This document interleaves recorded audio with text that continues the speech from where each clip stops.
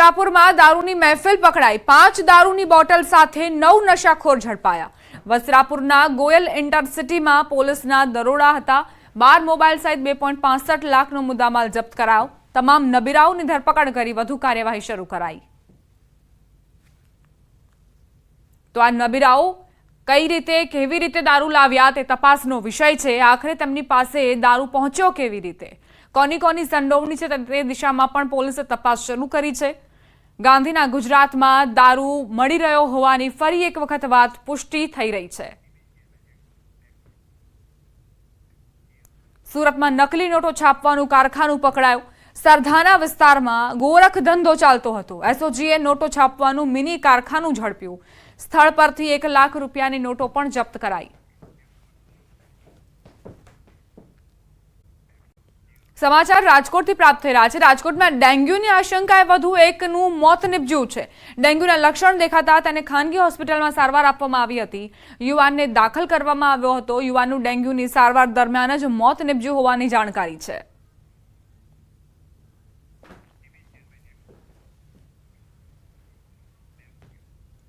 સુરતના ઓલપાડના કીમ ગામ નજીક ટ્રેન ઉથલાવવાના પ્રયાસ મામલે તપાસ તેજ બની છે। સંડોવાયેલા અજાણ્યા શખ્સોની શોધખોળ યથાવત છે। ઘટના સ્થળે સુરત એલસીબી, એસઓજી સહિતના 140 જવાનો, પોલીસ જવાનો ખડે પગે છે। આસપાસના વિસ્તારોમાં પોલીસનું સર્ચ ઓપરેશન ચાલી રહ્યું છે। એનઆઈએ ગુજરાત એટીએસની ટીમના પણ કીમમાં ધામા જોવા મળ્યા। શનિવારની મોડી રાત્રે અજાણ્યા શખ્સોએ ટ્રેન ઉથલાવવાનો પ્રયાસ કર્યો હતો। 2 ફિશ પ્લેટ અને 71 પેડલોક ખોલીને ટ્રેન ઉથલાવવાનું કાવતરું ઘડ્યું હતું। રેલવે વિભાગના પેટ્રોલિંગ કરતા માણસોને કારણે મોટી દુર્ઘટના ટળી હતી। સુરતમાં જે ટ્રેન ઉથલાવવાના પ્રયાસ થયા તેના કારણે જ એક મોટી દુર્ઘટના સર્જાઈ હોત, પરંતુ રેલવે વિભાગના જે અધિકારીઓ છે પેટ્રોલિંગ કરી રહ્યા હતા તેમની સતર્કતાના કારણે એક મોટી દુર્ઘટના ટળી છે। પરંતુ સવાલ અહીં એ કે આખરે કયા એવા શખ્સો હતા જેમણે ટ્રેન ઉથલાવવાના પ્રયાસ કર્યા? આખરે કેમ તેમણે આ ઘટનાને અંજામ આપ્યું? 140 જેટલા પોલીસ જવાનો અહીં ખડે પગે છે। એનઆઈએની ટીમ પણ અહીં પહોંચી છે। એસઓજીની ટીમ પણ પહોંચી છે। ગુજરાત એટીએસના પણ ટીમમાં ધામા નજરે પડ્યા છે। ઉદ્દેશ્ય એક જ કે એ શખ્સો પકડાય, એ વ્યક્તિઓ પકડાય જેમણે આ કૃત્યને અંજામ આપ્યો। સંવાદદાતા કેતન જોડાઈ ગયા છે વધુ જાણકારી સાથે। કેતન, અત્યારે શું જાણકારી બહાર આવી છે? કઈ દિશામાં તપાસ આગળ વધી છે? ચોક્કસથી વાત કરીએ તો સુરત જિલ્લાના ઓલપાડના કીમ ખાતે ટ્રેન ઉઠાવવાનો પ્રયાસ કરવામાં આવ્યો હતો। કૃત્યમાં સંડોવાયેલા અજાણ્યા ઇસમને શોધવા માટે પોલીસની ટીમો કામે લાગી છે। ઘટના સ્થળ પર હાલ સુરત જિલ્લા એલસીબી, એસઓજી સહિતના 140 જેટલા જવાનો ખડે પગે કામ કરી રહ્યા છે। તદ ઉપરાંત જિલ્લા પોલીસે ડ્રોનની પણ મદદ લીધી છે કે આજુબાજુના ખેતરોની અંદર કોઈ અજાણ્યો ઇસમ આવો તીખોડગીરી ઘટનાને અંજામ આપીને ફરાર થઈ ગયો હોય અને શોધવાનો ચક્રો પણ ગતિમાન કરવામાં આવ્યા છે। ખાસ કરીને શનિવારની મોડી રાત્રે અજાણ્યા ઇસમોએ 2 ફિશ પ્લેટ, 71 પેડલોક ખોલી અને ટ્રેન ઉઠલાવી નાખવાનું કાવતરું ઘડવામાં આવ્યું હતું, જે અંતર્ગત એનઆઈએ અને ગુજરાત એટીએસના આ ધામા પણ કીમ ખાતે જોવા મળી રહ્યા હતા। ગઈકાલ સુધી લોકોની હાલ તપાસ ચાલુ હતી। હાલ જિલ્લા પોલીસ વડાએ હાલ આજે અલગ અલગ ટીમ બનાવી અને આ તીખડખોરને પકડવાના ચક્રો ગતિમાન કર્યા છે। સાથે સાથે આ ડ્રોનના જે વિઝ્યુઅલ પણ છે એ પણ પોલીસ દ્વારા પણ હાલ આ ડ્રોનના માધ્યમથી આરોપીને પકડવાના આ ચક્ર ગતિમાન કરી રહ્યા છે। જી આભાર કેતન જાણકારી આપવા માટે। રાજકોટમાં વરસાદના વિરામ બાદ પણ શાકભાજીના ભાવ આસમાને છે, જેને લઈને ગરીબ અને મધ્યમ વર્ગની હાલત કફોડી બની છે। કોથમીરના ભાવ સૌથી વધુ 200 રૂપિયા પ્રતિ કિલો છે। શાકભાજી ખરીદવા આવેલા ગ્રાહકોએ કહ્યું કે 500 રૂપિયાનું શાક તો પૂરું પણ થતું નથી। 3 મિનિટમાં 500ની નોટ પૂરી થઈ જાય છે। સૌરાષ્ટ્રમાં ભારે વરસાદના કારણે શાકભાજીનો પાક બળી ગયો, જેની અસર વરસાદના આટલા દિવસ વીત્યા બાદ પણ દેખાઈ રહી છે।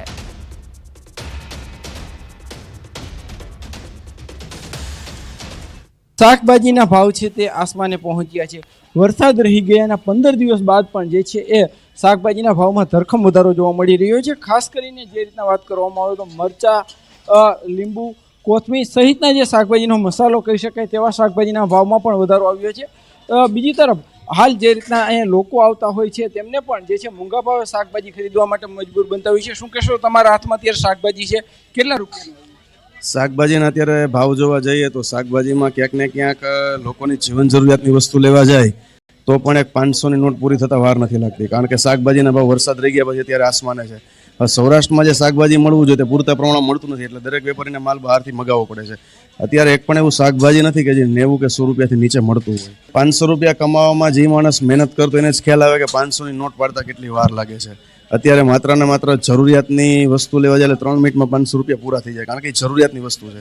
પણ ડુંગળીના ભાવ 80 રૂપિયા થઈ ગયા, ક્યાંય સાંભળ્યા નથી જિંદગીમાં. અત્યારે એના ભાવ એટલા વધી ગયા. જે માણસ કે ને ડુંગળીનો રોટલો ખાય એ ખાઈ નથી શકતા, બાકી 3 જણા કમાઈને તોય પૂરું નથી થાય એમ. અત્યારે 200-250 રૂપિયા થઈ જાય ગમે ત્યાં શાક લેવા આવી ત્યારે. 200 રૂપિયા શાકભાજી કેટલા દિવસ હાલે? 3-4 દિવસ. લોકો અત્યારે શાકભાજીની ખરીદી કરી રહ્યા છે. જો કે સૌથી મોટી સમસ્યા એ છે કે જે છે અત્યારે શાકભાજીના ભાવ છે તે આસમાને પહોંચ્યા છે. 500 રૂપિયા કમાતા કદાચ એક દિવસ અથવા તો અડધો દિવસ અત્યારે લાગે છે, પરંતુ જ્યારે રાજકોટની શાક માર્કેટમાં આવે છે ત્યારે માત્ર ને માત્ર 3 થી 4 મિનિટમાં 500ની નોટ વપરાઈ જાય છે. હાર્દિક જોશી, ન્યૂઝ 18 ગુજરાતી, રાજકોટ. રાજ્યમાં ભારે વરસાદ બાદ શાકભાજીના ભાવમાં ધરખમ વધારો થયો છે. અમદાવાદ શહેરમાં શાકભાજીમાં ભાવ વધારાથી લોકોના બજેટ પર સૌથી મોટી અસર પડી રહી છે. આજે કોથમીરના ભાવ 400 રૂપિયા પ્રતિ કિલો બોલાઈ રહ્યા છે, જ્યારે લસણના ભાવ 400 થી 600 રૂપિયા પ્રતિ કિલો પહોંચ્યા છે. ગ્રાહકોનું કહેવું છે કે ગરીબ અને મધ્યમ વર્ગ અફોર્ડ ન કરી શકે. હવે શું રોટલીને પાણી ખાવાના? ધીમે ધીમે રસોડામાંથી જરૂરી ચીજવસ્તુઓ ગાયબ થઈ ગઈ છે. બહુ ઘણો ખાસો ભાવ વધારો છે. આપણે તો મધ્યમ વર્ગના ને જે ગરીબ લોકો છે એ લોકો તો એફોર્ડ કરી શકે એવું જ નથી. શું રોટલી ને પાણી જ ખાવું પડે એવું થયું છે અત્યારે. આમ જોવા જઈએ તો બધું અત્યારે થોડું મોંઘું જ છે. વરસાદ આવવાના કારણે માલ ખરાબ થઈ ગયો અને ફાલ બી ખરી ગયા છે, એના હિસાબે માલ મોંઘું છે. પણ હવે ધીમે ધીમે આ ઉનાળો ગયું છે તો ધીમે ધીમે માલમાં ભાવમાં ડાઉન થાય છે, તો 10-15 દિવસની અંદર ભાવ ડાઉન થઈ જશે. અમદાવાદમાં જો તમે 500 રૂપિયા લઈને નીકળ્યા હોય છતાં પણ શાકભાજી સારું ન મળે, અથવા તો જો સારું મળે તો માત્ર ઓછી માત્રામાં મળે. તેની પાછળનું કારણ છે કે શાકભાજીનો ભાવ છે ઉત્તરોત્તર વધી રહ્યો છે. આપ મારી પાછળ પણ જુઓ છો, સવારનો સમય છે, મોટાભાગે ગૃહિણીઓ સવારના સમયે શાકભાજી ખરીદતી વધારે જોવા મળે, કારણ કે તાજું શાક આવે. પરંતુ અત્યારે જુઓ ઓછી ભીડ છે અને જે ભાવ છે તે ભાવ એવા વધ્યા છે કે જેને કારણે ગૃહિણીઓના બજેટ ઉપર સૌથી વધારે અસર જોવા મળી રહી છે. શું ભાવ ચાલી રહ્યો છે અને તેને લઈને ખાસ કરીને ગૃહિણીઓના બજેટ ઉપર કેવી રીતે અસર છે, સૌથી પહેલા ગૃહિણીઓ સાથે વાત કરીશું. કે તો ઘણું બધું શાક આવી જતું હતું, 3-4 શાક પછી આવી જાય.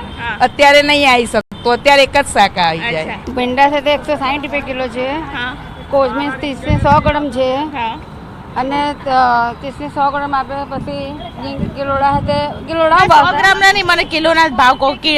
ભીંડો 60 કિલો છે. પછી ગિલોડા છે તે 80 ના 500 છે. 80 ના 500 એટલે 160 રૂપિયા. 160 રૂપિયા. પછી આ 30 રૂપિયાની 250 ગ્રામ છે. હા 250. 40 ની 250, 30 ની 250, 120 રૂપિયા. પછી આ છે તે 40 રૂપિયાની એક છે. અને દૂધીનો ભાવ તો 60 રૂપિયા કિલો છે. 60 રૂપિયા કિલો છે. દૂધી કેમ આટલી બધી મોંઘી? 40 રૂપિયા 250 ગવાર છે. ડેફિનેટલી બહુ જ કોસ્ટલી છે, એટલે middle class, lower middle class એ લોકોને આની ઇફેક્ટ થવાની જ. રોજના એક્સપેન્સીસમાં ઘણો બધો ફેર પડી જાય. हाँ, एवरी टाइम कुछ ना कुछ बढ़ा हुआ ही रहता है, टमाटर हो या धनिया हो, every time it keeps increasing. तो हाँ, प्रॉब्लम तो रहता ही है, बट आई थिंक ये लोग भी दे कांट हेल्प इट, क्योंकि आगे से ही अगर एक्सपेंसिव आ रहा है तो फिर इन लोग को भी कोई एंड डिपेंड्स. अगर एरिया टू एरिया वाइज भी मैंने काफ़ी डिफरेंस देखा है. Like in some part of the city कहीं पे सस्ता मिल जाता है, कहीं पे एक्सपेंसिव मिल जाता है, बट ऑफ कोर्स कन्वीनियंस के हिसाब से वी हैव टू पे.